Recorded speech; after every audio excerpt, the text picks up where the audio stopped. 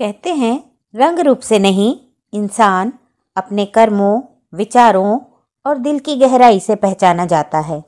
लेकिन एक समय था जब समाज सिर्फ बाहरी सुंदरता को ही सब कुछ मानता था। इसी सोच की शिकार हुई एक राजकुमारी काली प्रभा। वह दिखने में सांवली थी, पर उसका हृदय प्रेम, करुणा और साहस से भरा था। यह कहानी है एक ऐसी राजकुमारी की जिसे उसके अपने माता पिता ने सुंदर न मानकर तिरस्कार किया, लेकिन उसी ने अपने प्रेम, तपस्या और आत्मबल से न सिर्फ अपना भाग्य बदला, बल्कि पूरे राज्य को एक नई दिशा दी। ईर्ष्या, रहस्य, प्रेम, संघर्ष, तपस्या और अंत में आत्मबोध। शापित काली राजकुमारी सिर्फ एक कहानी नहीं, बल्कि एक प्रेरणा है, हर उस आत्मा के लिए जिसे दुनिया ने कभी कम आंका हो। तो आइए डूबते हैं इस सुगंधित कथा में, खुशबू वाली बातें के संग। बहुत समय पहले की बात है। हिमगिरी पर्वतों की तलहटी में एक समृद्ध राज्य था, नवगंधा। वहाँ के राजा वीरेंद्र सिंह और रानी मालविका की 3 बेटियां थीं, चंद्रप्रभा, तारामयी और काली प्रभा। चंद्रप्रभा और तारामयी दिखने में अप्सराओं के जैसी सुंदर थीं। उनके चेहरे पर सदा मुस्कान और चाल में मोहिनी माया थी। किंतु काली प्रभा, वह गहरी सांवली थी, बड़ी बड़ी आंखें और एक रहस्यमयी आभा के साथ। उसका रूप भले पारंपरिक सुंदरता से मेल न खाता हो, पर उसकी आत्मा सूर्य जितनी तेजस्वी और चंद्रमा जितनी शांत थी। राजा और रानी समाज के दिखावे में अपनी पहली 2 बेटियों पर ही सारा ध्यान देते। चंद्रप्रभा संगीत में पारंगत थी, तारामयी नृत्य में पारंगत थी, पर काली प्रभा, वह जंगलों में एकांत साधना करती, पशु पक्षियों से बात करती, औषधियां बनाना सीखती और चुपचाप सबका भला करती। जब तीनों बहनें विवाह योग्य हुईं, तो राज्य में 2 राजकुमार आए। चंद्रप्रभा को मिला राजकुमार विक्रम, तारामयी को मिला राजकुमार अर्जुन। लेकिन जब काली प्रभा के लिए कोई नहीं आया, तो सबने ठहाके लगाए।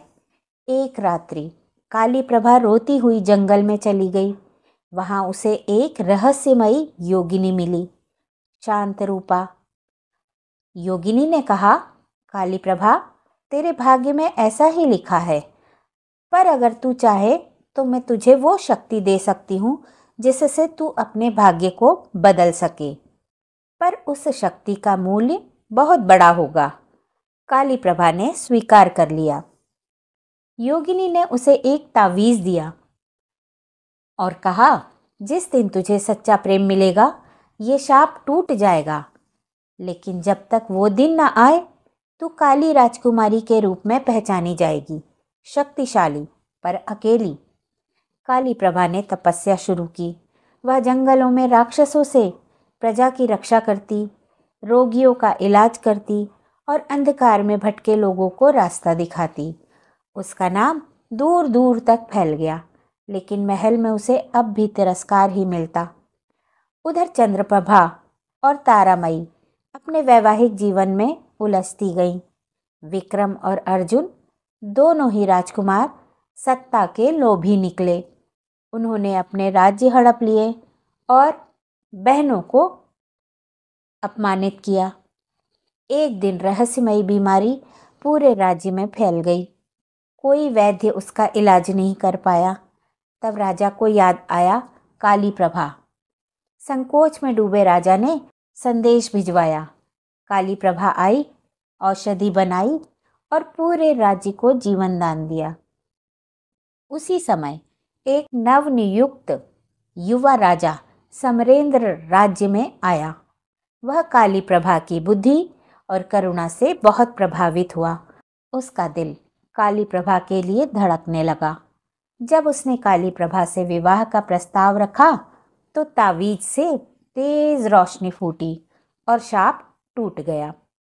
काली प्रभा का रंग निखर उठा, लेकिन वह अब भी पहले जैसी ही दिखती थी, आत्मबल से दमकती हुई, आत्मविश्वास से भरपूर। अब सभी को उसकी असली सुंदरता दिखी। राजा और रानी ने काली प्रभा से क्षमा मांगी।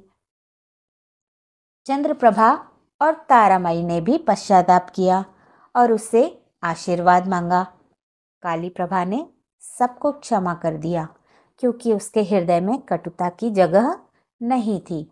समरेंद्र और काली प्रभा ने मिलकर राज्य संभाला।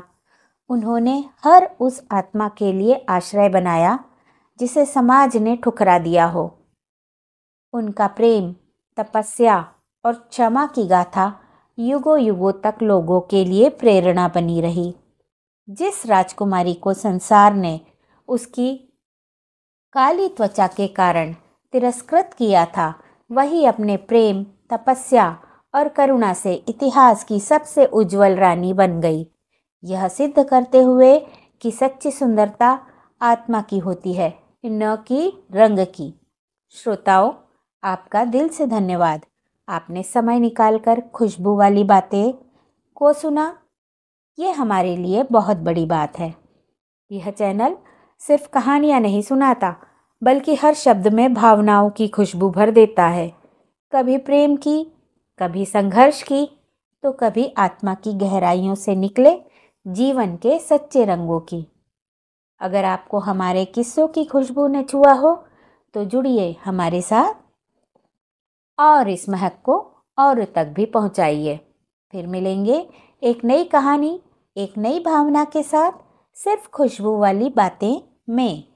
प्यारे श्रोताओं, अगर हमारी कहानियों की खुशबू ने आपके दिल को छू लिया हो, तो हमसे जुड़े रहिए।